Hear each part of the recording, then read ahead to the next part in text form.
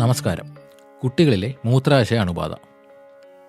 വേണ്ടത്ര കരുതലും ശ്രദ്ധയും കൊടുത്തില്ലെങ്കിൽ കുഞ്ഞുങ്ങളിലെ മൂത്രാശയ അണുബാധ ഗൗരവമേറിയ ആരോഗ്യ പ്രശ്നമാണ്. ആൺകുട്ടികളെ അപേക്ഷിച്ച് പെൺകുട്ടികളിലാണ് മൂത്രാശയ അണുബാധ കൂടുതലായി കണ്ടുവരുന്നത്. അണുബാധ ഉണ്ടാകാനുള്ള കാരണങ്ങൾ നോക്കാം. വേണ്ടത്ര വെള്ളം കുടിക്കാതിരിക്കുക. ധാരാളം വെള്ളം കുടിക്കുന്നത് ധാരാളം മൂത്രം പോകാൻ സഹായിക്കും. അതുകൊണ്ട് തന്നെ ഒരു പരിധിവരെയുള്ള രോഗാണുക്കൾ പുറത്തു പോകാൻ ഇത് സഹായിക്കും. വ്യക്തിശുചിത്വം മറ്റൊരു കാരണമാണ്.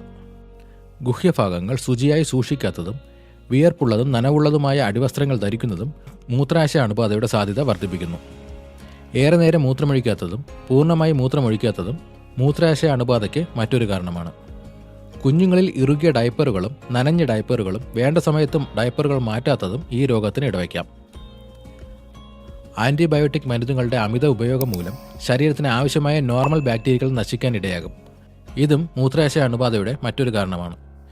ചെറിയ കുട്ടികളിൽ പനി, ഛർദി, വയറിളക്കം എന്നിവയൊക്കെ ഇതിൻ്റെ ലക്ഷണങ്ങളാണ്. കുറച്ചുകൂടി മുതിർന്ന കുട്ടികളിൽ പനി, ഇടയ്ക്കിടയ്ക്ക് മൂത്രം പോക്ക്, മൂത്രമൊഴിക്കുമ്പോഴുള്ള ചുട്ടുനീറ്റൽ, അടിവയറിലെ വേദന എന്നിവയാണ്.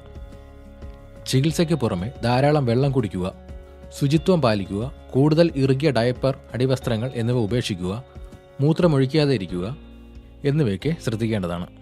ഇതുപോലെയുള്ള ഹെൽത്ത് ടിപ്സിനായി ഈ ചാനൽ ഇപ്പോൾ തന്നെ സബ്സ്ക്രൈബ് ചെയ്യുക.